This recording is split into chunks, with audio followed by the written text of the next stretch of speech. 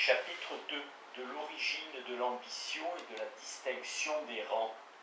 Conformément à l'usage de l'époque, on trouve chez Smith un certain nombre de termes pour désigner la situation sociale des hommes, notamment le rang, rank, la classe, class, condition, condition, ordre, order. Le terme de rang renvoie clairement à des rapports hiérarchiques d'obéissance. C'est parce que le genre humain est disposé à sympathiser plus entièrement avec notre joie qu'avec notre chagrin que nous faisons montre de nos richesses et que nous dissimulons notre pauvreté. Rien n'est plus mortifiant qu'être obligé d'exposer notre détresse à la vue du public et de sentir que, quoique notre situation s'offre à la vue de tous les hommes, aucun mortel ne conçoit pour nous la moitié de ce que nous souffrons. C'est principalement par souci de ces sentiments du genre humain que nous recherchons les richesses et que nous fuyons la pauvreté. Quel est le but de tout le labeur et de tout le remue-ménage de ce monde?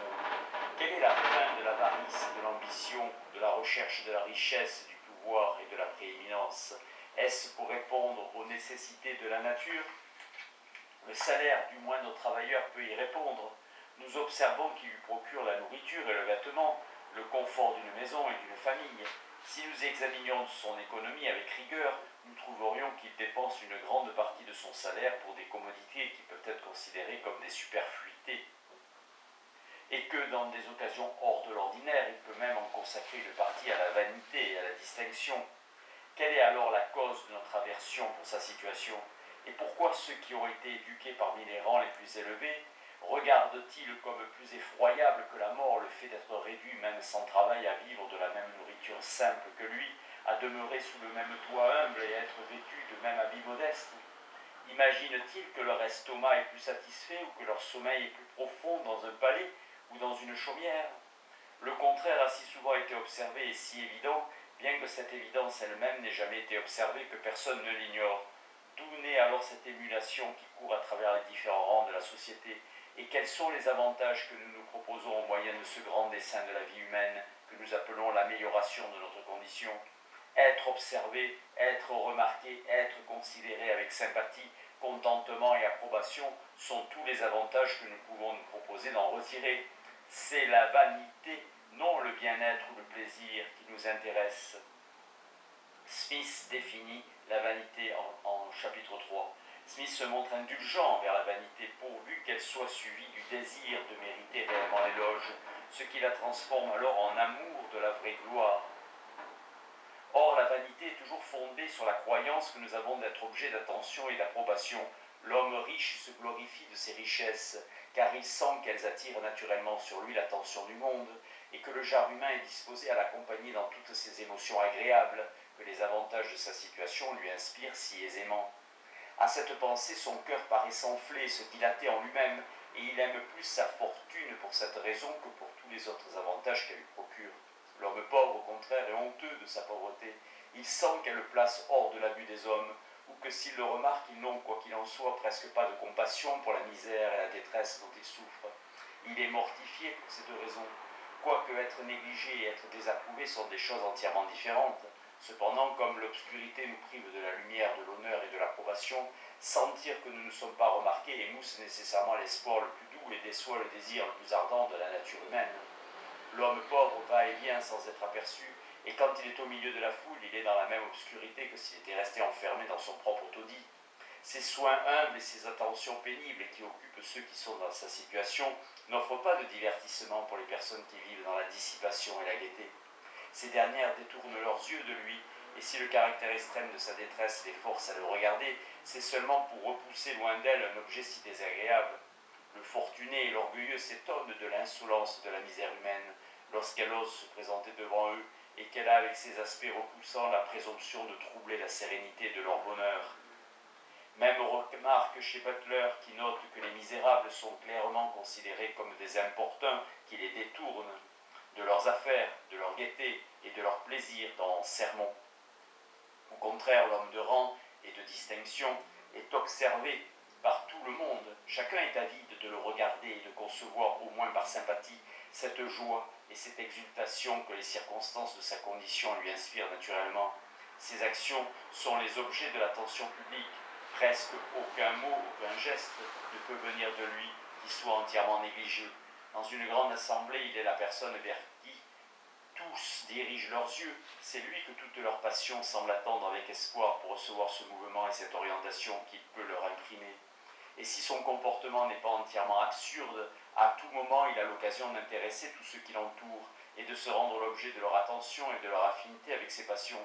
C'est cela qui, en dépit des contraintes qu'elle impose, en dépit de la perte de liberté qui l'accompagne, fait de la grandeur un objet d'envie, compense dans l'opinion du genre humain tout ce labeur, toute cette angoisse, toutes ces mortifications qui doivent être endurées pour y parvenir, et compense, ce qui est plus important encore, tout ce bien-être, toute cette tranquillité, toute cette sécurité insouciante à jamais perdue quand on l'obtient. Quand nous considérons la condition des grands sous les couleurs trompeuses au moyen desquelles l'imagination est susceptible de la dépeindre, elle semble presque correspondre à l'idée abstraite d'un état parfait et heureux.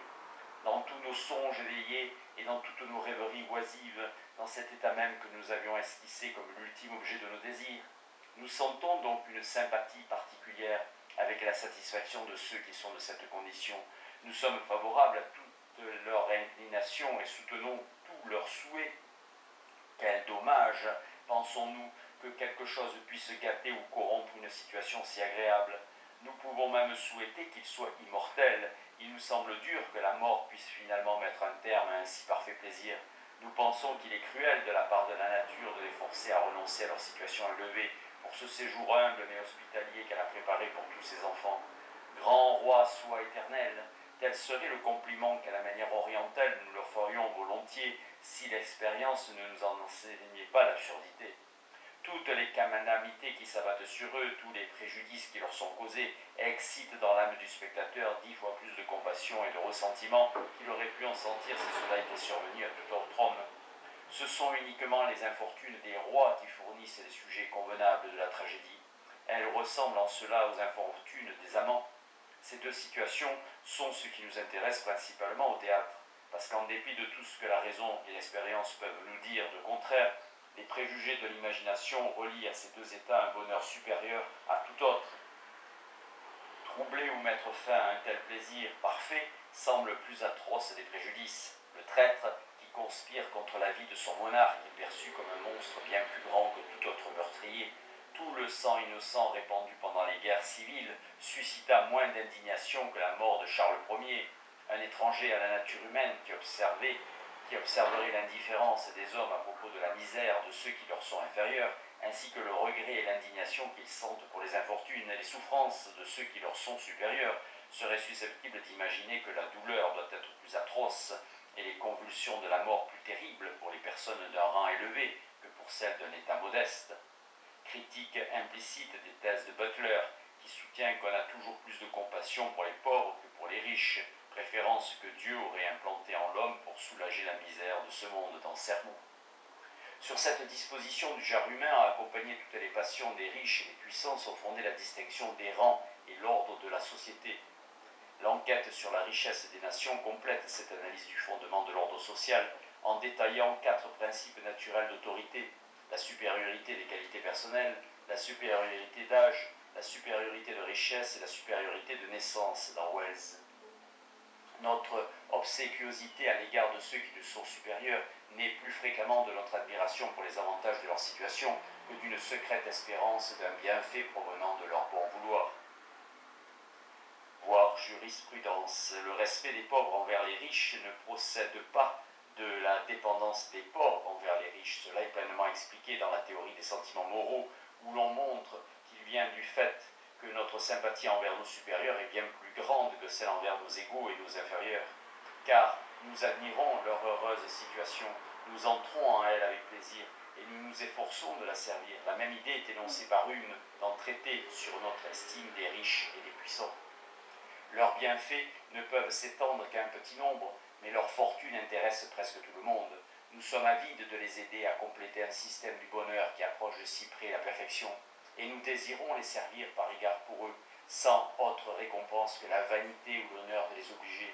Notre déférence pour toutes leurs inclinations non pas non plus entièrement ni principalement fondée sur la considération de l'utilité d'une telle soumission pour l'ordre de la société, soumission qui en est le meilleur soutien, Même quand l'ordre de la société semble exiger que nous leur résistions, nous pouvons difficilement nous y résoudre. Que les rois soient serviteurs du peuple, qu'on puisse leur obéir, leur résister, les déposer ou les punir comme peut l'exiger le bien public, est la doctrine de la raison et de la philosophie, et non pas celle de la nature. La nature nous apprend à nous soumettre aux rois par égard pour eux, à trembler et nous incliner devant leur état imminent, à regarder leur sourire comme une récompense suffisante pour n'importe quel service rendu, et à craindre leur mécontentement comme la plus sévère des mortifications, même si aucun autre mal n'en résultait. Les traiter à tout point de vue comme des hommes, raisonner et discuter avec eux dans des occasions ordinaires exige une telle résolution qu'il y a peu d'hommes que leur magnanimité soutient dans cet effort, à moins d'être également aidés par la familiarité et l'amitié. Les motifs les plus forts, les passions les plus furieuses, la crainte, la haine et le ressentiment sont à peine suffisants pour balancer cette disposition naturelle à les respecter. Et leur conduite doit avoir justement ou injustement excité le degré le plus élevé de toutes ces passions avant que le gros du peuple soit conduit à s'opposer à eux avec violence et à désirer les voir punis ou déposés. Lors même que le peuple a été porté à une telle extrémité, il est susceptible de se laisser adoucir à tout instant et de rechuter dans son état habituel de déférence à l'égard de ceux qu'il a coutume de regarder comme ses supérieurs naturels. Il ne peut pas supporter la mortification de son monarque.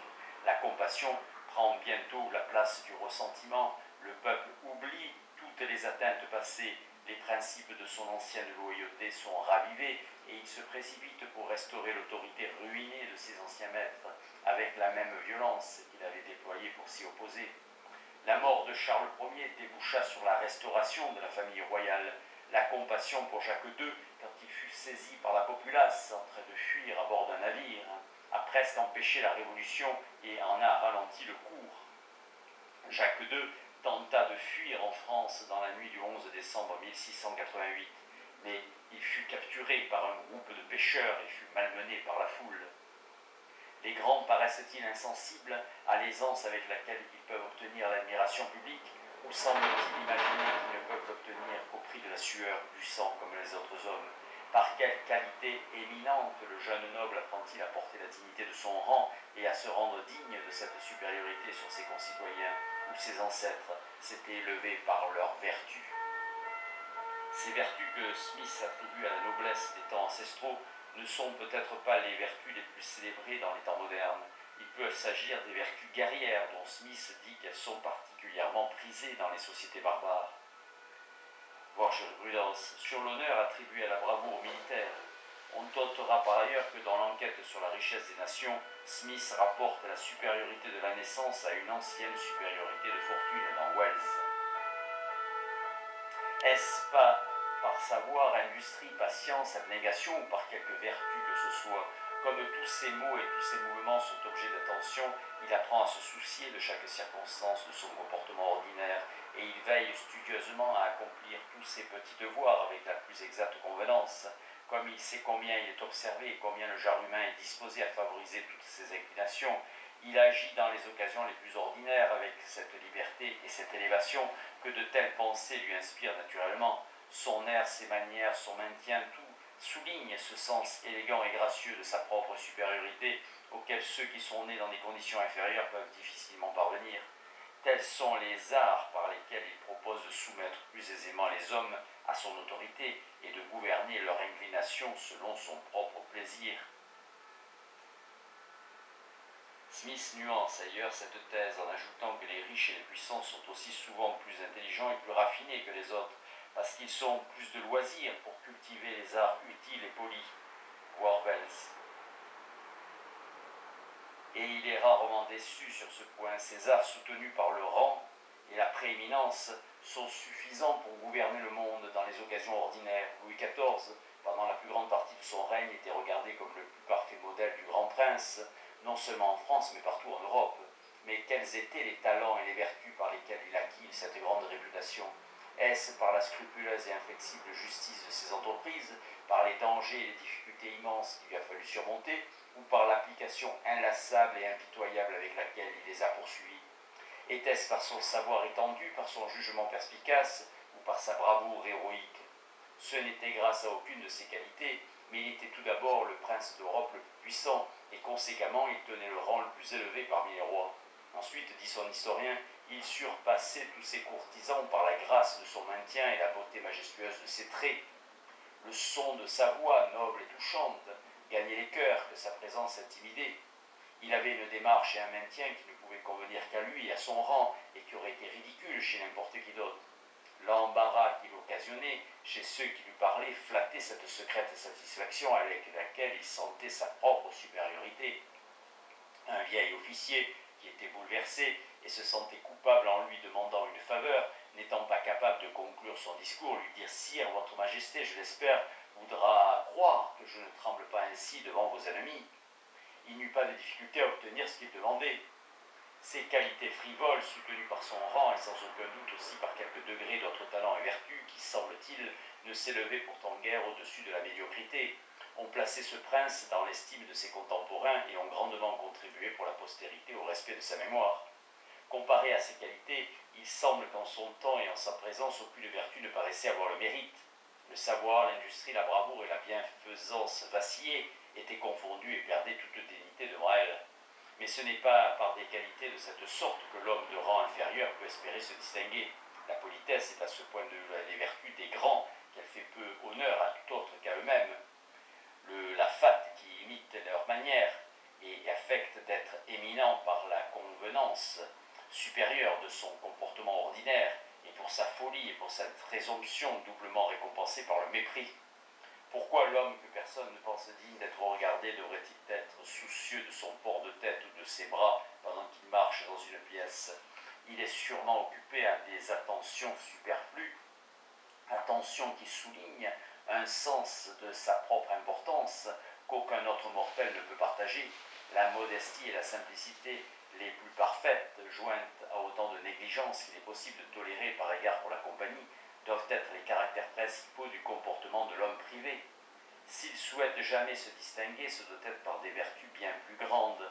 Il doit s'attacher des subordonnés pour balancer ceux des grands, et il n'a pas d'autre fonds pour les payer que le travail de son corps et l'activité de son esprit.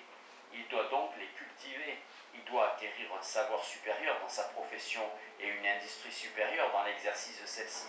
Il doit être patient dans le travail, résolu dans le danger et ferme dans la détresse. Ses pas de talent, il doit les exposer à la vue du public par la difficulté, l'importance et dans le même temps par la circonspection de ses entreprises, par l'application sévère et implacable avec laquelle il les poursuit. La probité, la prudence, la générosité et la franchise doivent caractériser son comportement dans toutes les occasions ordinaires. Et en même temps, il doit s'engager dans toutes les tâches où sont exigés les talents et les vertus les plus grands pour agir avec convenance, tâches dont ceux qui peuvent s'acquitter avec honneur obtiennent le plus grand applaudissement. Avec quelle impatience un homme d'esprit et d'ambition abattu par sa situation cherche une grande occasion de se distinguer. Il n'est pas de circonstances qui lui semblent indésirables dès lors qu'elles peuvent la lui procurer. Il envisage même avec satisfaction la perspective d'une guerre étrangère, d'une guerre civile, et avec un transport et un plaisir secret, il voit à travers tout le désordre et toutes les effusions de sang qui les accompagnent, la probabilité d'une de ces occasions désirées par laquelle il pourrait attirer sur lui l'attention et l'admiration du genre humain. Au contraire, l'homme de rang et de distinction, dont toute la gloire consiste dans la convenance de son comportement ordinaire, qui se satisfait de l'humble renommée qu'elle peut lui offrir, et qui n'a pas de talent pour en acquérir d'autres, est peu désireux de s'embarrasser de tout ce qui ne peut être atteint qu'avec difficulté ou détresse. Faire figure dans un bal est son grand triomphe, et réussir dans une intrigue galante son exploit le plus élevé. Il a une aversion pour tous les désordres publics, non pas par amour du genre humain, car les grands ne regardent jamais leurs inférieurs comme leurs semblables, non plus par manque de courage, car il lui fait rarement défaut, mais par la conscience qu'il ne possède aucune des vertus qui sont exigées dans de telles situations, et que l'attention publique se détournerait certainement de lui pour se porter vers d'autres. Il peut vouloir s'exposer lui-même à quelques petits dangers, et vouloir faire campagne, si c'est la mode. Mais il frémit d'horreur à la pensée de toute situation qui demanderait un long et continuel effort de patience, d'industrie, de courage et d'application. Ces vertus sont rarement susceptibles d'être rencontrées chez des hommes qui sont nés dans ces conditions élevées. Par conséquent, Dans tous les gouvernements, même dans les monarchies, les emplois les plus élevés sont généralement occupés, ainsi qu'est dirigé tout le détail de l'administration, par des hommes qui ont été éduqués dans les rangs moyens et inférieurs de la société, qui se sont élevés par leur industrie et leur talent, quoique freinés et contrariés par la jalousie et le ressentiment de tous ceux qui leur sont supérieurs par la naissance, et devant qui les grands, après les avoir regardés d'abord avec mépris, puis avec envie, sont finalement contents de s'humilier avec cette même bassesse abjecte qu'ils voudraient voir adoptée à leur égard par le reste du genre humain. C'est la privation de cet empire facile sur les affections du genre humain qui rend la perte de la grandeur si insupportable. Quand les membres de la famille du roi de Macédoine furent conduits en triomphe par Paul-Émile, on dit que leur infortune les firent partager avec leurs conquérants l'attention du peuple romain. La vue des enfants royaux que l'âge tendre rendait insensibles à leur situation frappait les spectateurs de la compassion et du chagrin les plus doux au milieu des réjouissances et de la prospérité publique. Le roi paraissait ensuite dans la procession. Il semblait hébété, stupéfait et privé de tout sentiment par la grandeur de ses malheurs. Ses amis et ministres suivaient après lui. Comme ils allaient, ils jetaient souvent leurs regards sur leur roi déchu, et à ce spectacle, ils fondaient toujours en larmes. Tout leur comportement démontrait qu'ils ne pensaient pas à leur propre infortune, mais qu'ils étaient tout entiers occupés de l'infortune supérieure de leur roi. Au contraire, les généreux romains le voyaient avec dédain et indignation et regardaient comme indigne de toute compassion l'homme dont le caractère pouvait avoir assez de bassesse pour supporter de vivre de tels malheurs. Smith s'inspire des vies parallèles de Plutarque. Cependant, en quoi ces malheurs consistaient-ils? D'après la plupart des historiens, il devait passer le reste de ses jours sous la protection d'un peuple puissant et humain, dans un état qui, en lui-même, devrait sembler enviable, un état de bien-être, d'aisance, de loisir et de sécurité, duquel il lui était impossible de choix, même par sa propre folie. Mais désormais qu'il n'était plus entouré de l'admiration de cette foule d'imbéciles, de flatteurs et de subordonnés qui étaient auparavant habitués à observer tous ses mouvements, il n'était plus observé par la multitude. Il n'était plus dans son pouvoir de devenir l'objet de son respect, de sa gratitude, de son amour et de son admiration. Les passions des nations ne devaient plus se mouler sur ses inclinations. Tel était ce malheur insupportable qui privait le roi de tout sentiment, qui rendait ses amis oublieux de leurs infortunes et dont la magnanimité romaine pouvait à peine concevoir qu'un homme puisse être si lâche pour y survivre. L'amour, dit le duc de la Rochefoucauld, est communément suivi de l'ambition, mais l'ambition est rarement suivie de l'amour. L'ambition n'admettra ni rival ni successeur une fois qu'elle aura pris entièrement possession du cœur. Pour ceux qui sont accoutumés à obtenir ou même à espérer l'admiration publique, tout autre plaisir s'altère et se gâte. De tous les hommes d'État disgraciés qui, pour leur propre bien-être, ont cherché à maîtriser l'ambition et à mépriser ses honneurs, auxquels ils ne pouvaient plus prétendre, combien peu ont été capables d'y parvenir. La plupart d'entre eux ont passé leur temps dans l'indolence la plus insipide et la plus nonchalante, chagrinés à l'idée de leur propre insignifiance, incapables de s'intéresser aux occupations de la vie privée, sans plaisir, sauf quand ils parlaient de leur grandeur passée, et sans satisfaction, sauf quand ils étaient occupés à quelques vains projets pour la recouvrer. Êtes-vous sincèrement résolu à ne jamais échanger votre liberté contre les servitudes hautaines d'une cour, à rester libre, sans crainte et indépendant? Il semble y avoir une voie pour persévérer dans cette vertueuse résolution, et peut-être une seulement. Ne jamais occuper de place que si peu sont capables d'abandonner, ne jamais pénétrer dans le cercle de l'ambition, ne jamais vous comparer avec ces maîtres de la terre qui ont, avant vous, accaparé l'attention de la moitié du genre humain. Telle est l'énorme importance que l'imagination des hommes paraît attachée au fait d'être dans cette situation qui les offre à la vue de la sympathie et de l'attention générale. Et ainsi, la préséance de ce grand objet qui divisait les femmes d'échevin et la fin de la moitié du labeur humain, elle est la cause de tout le tumulte, de tout le remue-ménage, de toutes les rapines, de toutes les injustices que l'avarice et l'ambition ont introduit dans ce monde. Les gens de bon sens, dit-on, méprisent certes la préséance, c'est-à-dire qu'ils méprisent de s'asseoir en tête de table et qu'ils se soucient peu de savoir qui sera désigné à l'attention de la compagnie par cette circonstance frivole que le plus petit des avantages est susceptible de surpasser. Mais le rang, la distinction et la prééminence ne sont méprisés par personne, sauf par l'homme qui s'est élevé très au-dessus ou s'est abaissé très en dessous de la norme ordinaire de la nature humaine. Smith accorde à cette attention générale des hommes pour le rang un rôle important dans ses réflexions économiques, voire notamment les critères pour estimer la rétribution d'une profession dans Wells. Sauf par celui qui est si affermi dans la sagesse et la véritable philosophie qu'il peut se satisfaire de l'idée qu'il n'est pas important d'être reconnu et approuvé, bien que la convenance de sa conduite en fasse un juste objet d'approbation, ou alors par celui qui est si habitué à l'idée de sa propre bassesse, si enfoncé dans la paresse et dans l'abrutissement indifférent de l'ivrogne, qu'il a entièrement oublié le désir et presque le souhait de supériorité. Tout comme devenir l'objet naturel des congratulations joyeuses et des attentions sympathiques du genre humain est la circonstance qui, de cette manière, donne à la prospérité toute son éblouissante splendeur, de même rien n'assombrit autant les ténèbres de l'adversité que sentir que nos infortunes ne sont pas l'objet d'une compassion, mais d'un mépris et d'une aversion de la part de nos frères. C'est pour cela que les calamités les plus horribles ne sont pas toujours celles qui sont les plus difficiles à endurer. Il est souvent plus mortifiant de paraître en public à l'occasion de petits revers qu'à l'occasion de grandes infortunes. Les premières n'excitent aucune sympathie, mais les secondes, quoiqu'elles ne peuvent exciter une passion qui approche la peine de celui qui souffre, suscitent toutefois une très vive compassion. Dans ce dernier cas, les sentiments des spectateurs sont moins étendus que ceux de la personne qui souffre, et leur imparfaite compassion prête quelques assistances pour supporter sa misère. Un gentilhomme serait plus mortifié de paraître couvert d'immondices et de guenilles devant une assemblée joyeuse que d'y paraître couvert de sang et de blessures. Cette dernière situation intéresserait la pitié. L'autre provoquerait le rire.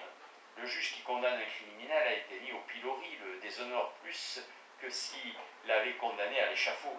Il y a quelques années, le grand prince qui frappa de sa canne un officier général à la tête de son armée le disgracia irrémédiablement. Le châtiment eût été bien moins moindre s'il lui avait passé son épée au travers du corps. Selon les lois de l'honneur, être frappé avec une canne déshonore, l'être avec une épée ne déshonore pas, et ce pour une raison évidente. Les châtiments les plus légers, quand ils sont infligés à un gentilhomme pour qui le déshonneur est le plus fort des maux, viennent être considérés par un peuple humain et généreux comme les plus terribles de ces châtiments. Donc, par égard pour les personnes de ce rang, ils sont universellement proscrits. Et quand la loi, en de nombreuses occasions, réclame leur vie et la respecte leur honneur presque par-dessus tout, fouetter ou mettre au pilori une personne de qualité pour quelque crime que ce soit est une brutalité dont aucun gouvernement européen n'est capable, sauf celui de la Russie. Un homme brave ne devient pas méprisable en montant sur l'échafaud, il le devient en étant mis au pilori. Son comportement dans la première situation peut lui gagner l'estime et l'admiration universelle. Dans la seconde, aucun comportement n'est susceptible de la rendre agréable. La sympathie des spectateurs le soutient dans le premier cas et le sauve de cette honte, de cette conscience d'être le seul à sentir sa misère, qui est le plus insupportable de tous les sentiments. Il n'y a pas de sympathie dans le second cas, ou s'il y en a, ce n'est pas avec sa douleur, qui est une broutille, mais avec sa conscience du manque de sympathie avec cette douleur. Il s'agit d'une sympathie avec sa honte, et non avec son chagrin. Ceux qui ont pitié de lui rougissent et courbent la tête pour lui. Il penche sa tête de la même manière et se sent irrémédiablement dégradé par le châtiment, quoiqu'il ne le soit pas par le crime. Au contraire, puisque l'homme qui meurt avec résolution est naturellement regardé avec l'air inébranlable de l'estime et de l'approbation, il revêt lui-même cette expression résolue. Et si le crime ne le prive pas du respect des autres, le châtiment ne le fera jamais. Il ne craint pas que sa situation soit l'objet de mépris ou de dérision, et il peut, avec convenance, non seulement assumer l'air de la parfaite sérénité, mais aussi celui du triomphe et de l'exultation. Les grands dangers, dit le cardinal de Ré, ont leur charme, car il y a quelques couloirs à en retirer même quand on échoue. Mais les dangers modérés n'ont rien que d'horrible, car la perte de réputation suit toujours l'insuccès. Cardinal de Ré, dans Mémoire, 1718. Smith cite la même formule dans Rhétorique. Sa maxime a le même fondement que ce que nous venons d'observer à propos des châtiments. La vertu humaine est supérieure à la douleur, à la pauvreté, au danger et à la mort. Elle n'a pas même à déployer ses efforts extrêmes pour les mépriser, mais voir ses misères exposées aux insultes et à la dérision, être exhibées lors d'un triomphe, être offert au dédain, sont des situations dans lesquelles la constance est bien plus susceptible de faillir. comparé au mépris du genre humain, tous les autres mots extérieurs sont aisément supportés.